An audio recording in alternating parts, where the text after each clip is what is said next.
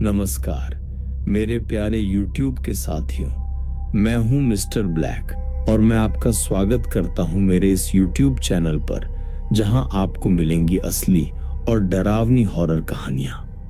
लेकिन कहानी शुरू करने से पहले मैं आपको अपना परिचय देना चाहता हूं। साथियों, मैं खुद हॉरर कहानियों का बहुत बड़ा फैन हूं। मैं बहुत पहले से हॉरर कहानियां सुनता और पढ़ता आ रहा हूं। पिछले कई सालों में मैंने अलग अलग तरह की सच्ची और रहस्यमयी हॉरर कहानियां सुनी हैं। हॉरर कहानियों से मेरे इसी गहरे लगाव के कारण मैंने यह YouTube चैनल शुरू किया है। मैं चाहता हूं कि जो कहानियां मैंने सुनी हैं वो आप तक भी पहुंचें और आप भी उन डरावनी घटनाओं का पूरा रोमांच महसूस कर सकें। और हाँ साथियों, क्योंकि मैं खुद पिछले कई सालों से एक व्यूअर के रूप में हॉरर कहानियां सुनता आया हूं, इसलिए मुझे अच्छी तरह पता है कि एक दर्शक को किस तरह की कहानियां पसंद आती हैं। तो चलिए अब बिना किसी देरी के शुरू करते हैं आज की सच्ची और डरावनी कहानी। आज भी जब वो रात याद आती है तो मेरा पूरा शरीर सहम सा जाता है। वो सारी घटनाएं मेरी आंखों के सामने किसी फिल्म जैसे चलती हैं। उस सफर ने मेरी जिंदगी को ऐसा मोड़ दिया जिसकी याद आज भी रोंगटे खड़े कर देती है। मुझे याद है उस समय ऑफिस से मुझे कुछ दिनों की छुट्टी मिली। उसी दौरान मेरा बेटा रोहन मुझसे बार बार कह रहा था कि उसे राजस्थान घूमने जाना है। उसके चेहरे पर उत्सुकता और आंखों में घूमने की चाह साफ दिखाई दे रही थी। उसकी बातों को नजरअंदाज करना मेरे लिए मुश्किल हो गया। मैंने अपनी पत्नी से इस बारे में चर्चा की और आखिरकार तय हुआ कि छुट्टियों का इस्तेमाल करते हुए जयपुर घूमने का कार्यक्रम बना लिया जाए। हमने सफर की शुरुआत कर दी। मैं, मेरी पत्नी पूजा और बेटा रोहन घर से जयपुर के लिए रवाना हो गए। हमने 2 दिन में पूरा जयपुर घूम लिया, लेकिन मेरे पास अभी 2 दिन की छुट्टी और भी बची थी, तो मैंने सोचा क्यों ना अजमेर भी हो आते हैं। चूंकि हमारी ये प्लानिंग अचानक हुई थी तो हमें जल्दबाजी में बस का सहारा लेना पड़ा। उस बस में और भी यात्री थे, खासकर बुजुर्गों की संख्या ज्यादा थी। हमारी जैसी केवल एक ही फैमिली थी। बस में यात्री बहुत कम थे और ऐसा लग रहा था कि उसकी जर्जर हालत और पुरानी बनावट देखकर ज्यादातर लोग उसमें सफर करने से पहले ही मन बदल चुके होंगे। पूरा माहौल शांत और थोड़ा बुझा सा था, जैसे सफर शुरू होने से पहले ही थकान बस के अंदर भर चुकी हो। करीब रात के 8 बजे बस अपने गंतव्य की ओर रवाना हो चली। हम तीनों अपनी अपनी सीटों पर टेक लगाकर बैठ गए। रोहन तो सो गया, लेकिन मुझे और पूजा को बीच बीच में हल्की हल्की झपकी सी आ जाती। एक तो वीरान और अनजानी जगह, ऊपर से खटारा बस, मुझे बहुत अनकंफर्टेबल लग रहा था। ड्राइवर को भी शायद बहुत जल्दी थी गंतव्य तक पहुंचने की, इसलिए वो भी बस को तेज रफ्तार में भगाए चला जा रहा था। अंदर से डर भी लग रहा था कि कहीं वो बस को ठोक न दें, क्योंकि अंधेरा घना था। साथ में सुनसान सड़क के किनारे, जिन पर ना कोई घर दिख रहा था और सड़क पर भी इक्का दुक्का वाहन ही दिखाई दे रहे थे। कुछ बुजुर्गों ने ड्राइवर को टोका भी कि बस की रफ्तार जरा धीमी करो। कुछ समय तक तो उसने बस को धीमी रफ्तार में चलाया, लेकिन फिर कुछ देर के बाद उसने फिर से बस की रफ्तार बढ़ा दी। एक बुजुर्ग ने फिर से उस ड्राइवर को टोका कि बस की रफ्तार कम करो, लेकिन मना करने के बावजूद फिर से ड्राइवर ने रफ्तार बढ़ा दी। तब ड्राइवर ने जवाब दिया कि अंकल जी, जो मैं कर रहा हूं वो बिल्कुल ठीक कर रहा हूं। मैंने सुना है कि ये इलाका अच्छा नहीं है, बहुत ज्यादा खतरा है इस जगह, और हम इस इलाके को जितनी जल्दी पार करके आगे बढ़ जाएं उतना अच्छा। ड्राइवर की बात सुनकर सबने कहा कि चलो ठीक है। बस तेज रफ्तार से आगे बढ़ ही रही थी कि तभी एक तेज आवाज के साथ बस का थोड़ा संतुलन गड़बड़ाया और बस थोड़ी दूर बढ़ी और रुक गई। अब सब सकपका गए कि अचानक ये क्या हुआ। इतना खतरनाक इलाका और बस का रुकना, किसी का भी जी डर जाएगा। ड्राइवर ने अपनी टार्च जलाई, बस के नीचे उतरा और उसने देखा कि क्या बात है, बस को आखिर क्या हुआ, वो रुकी क्यों। कुछ देर के मुआयने के बाद उसे पता चला कि बस के पीछे की ओर के दोनों पहिए पंचर हो चुके हैं और बस में एक्स्ट्रा पहिए भी नहीं है जिससे उसकी मरम्मत हो सके। अब क्या किया जाए, सभी सोच में पड़ गए। रेतीली अनजान जगह, अमावस की गहरी काली रात, जंगली जानवरों का डर और बस का यूं खराब हो जाना, सबके तो जैसे होश ही उड़ गए थे। अब क्या करें, क्या ना करें, किसी के कुछ भी समझ में नहीं आ रहा था। तभी कंडक्टर को थोड़ी दूर एक रोशनी दिखाई दी। उसने सबसे कहा कि देखो, वहां रोशनी दिखाई दे रही है, हो सकता है कि वहां कोई गांव हो। चलो सब वहां चलते हैं, शायद रात भर के लिए कोई सुरक्षित जगह मिल जाए। अगर एक कोठरी भी मिल गई तो तब सब वहां एक साथ बैठकर रात तो गुजार ही सकते हैं। सब कंडक्टर की बातों से सहमत हो गए। सबने अपना अपना सामान उठाया और चल पड़े उस रोशनी की ओर। जैसे ही वो सब उस रोशनी के नजदीक पहुंचे तो हमें एक बड़ी सी कोठरी दिखाई दी, जिसे देखने से लग रहा था कि वो कोई बहुत पुरानी सराय है जहां भूले भटके मुसाफिर रुकते होंगे। सब कोठरी के दरवाजे के बाहर खड़े हो गए। बस कंडक्टर ने दरवाजे की सांकल खटखटाई। तभी एक बहुत ही बूढ़े व्यक्ति ने दरवाजा खोला। उनके सिर पर एक बड़ी सी पगड़ी थी, गले में पुराने जमाने का कोई आभूषण था, कानों में भी कुंडल पहन रखे थे। कुर्ते के ऊपर उन्होंने एक सदरी पहन रखी थी, कमर में धोती, पैरों में पुराने जमाने की ऊंट के चमड़े की बनी मोजड़ी पहन रखी थी और हाथ में एक बड़ा सा लठ ले रखा था। वो और उनका पहनावा बहुत ही अजीब लग रहा था। तभी कंडक्टर ने बड़ी हिम्मत करके कहा, ताऊसा, बस पंचर हो गई है।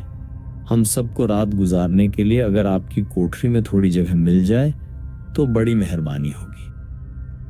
कंडक्टर की बात सुनने के बाद वो बूढ़ा व्यक्ति बोला, डरने की जरूरत कोई ना है।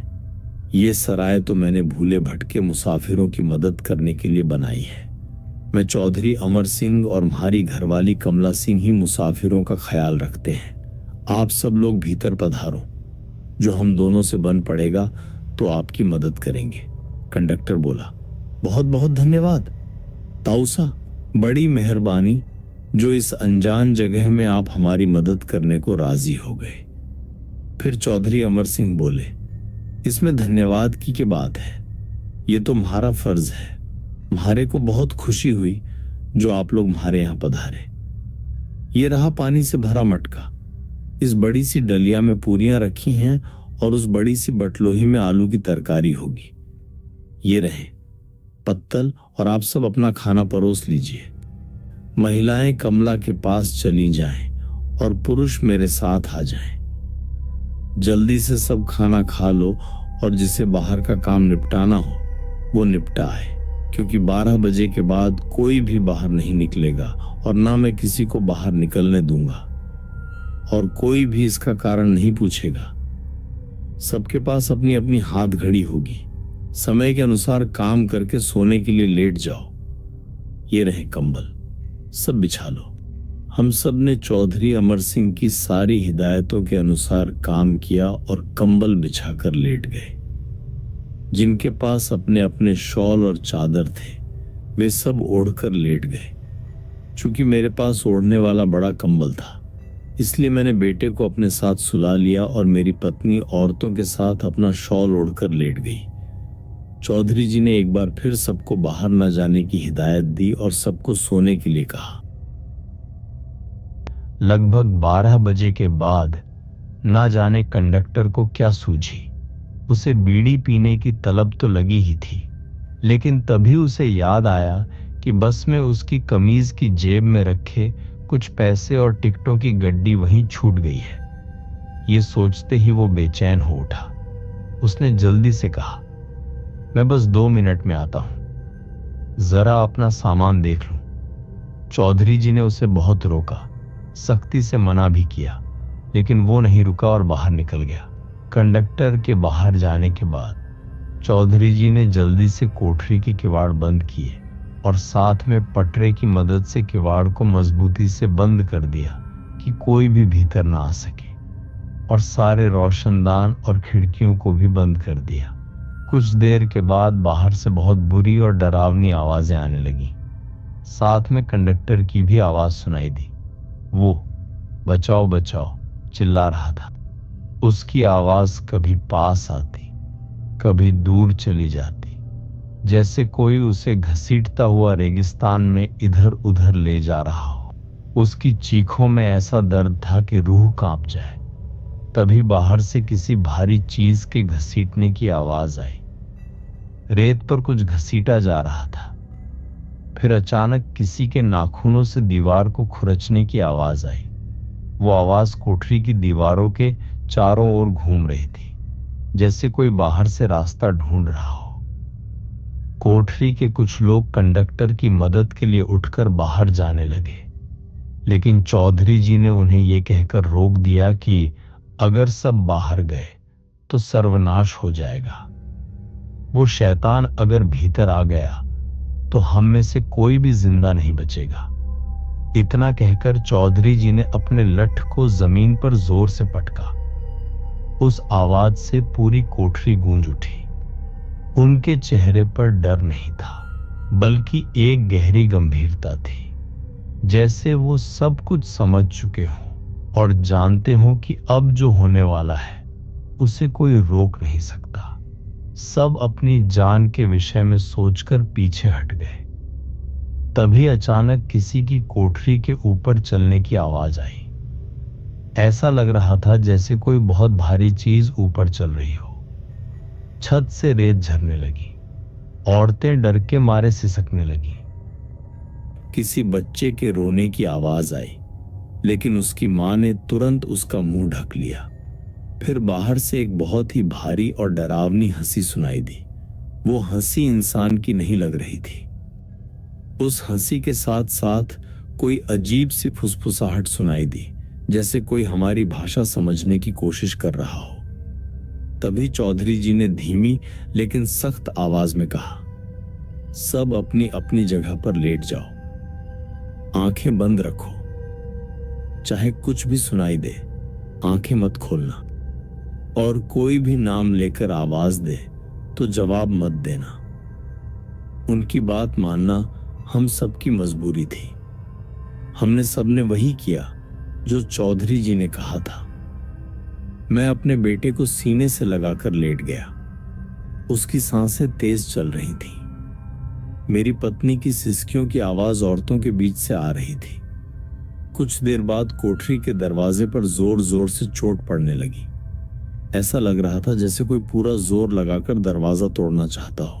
हर चोट के साथ दरवाजा हिल रहा था, लेकिन पटरे और चौधरी जी की बंदिश ने उसे भीतर आने से रोके रखा।